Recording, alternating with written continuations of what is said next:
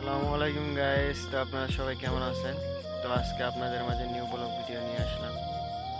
তো এইটা আমার গাড়ি, আর ওইটা হচ্ছে পাইপের মাথায় দেখুন, এটা দিয়ে আমরা ফল গাড়ি।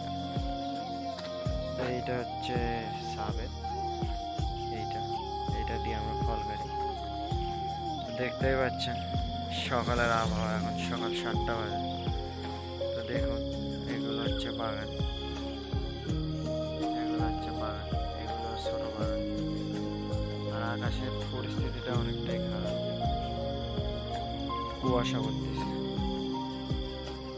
দেখুন, ওই পাশে সব হচ্ছে ছোট বাগান, সব ওগুলো অন্য সাইডের গাছ।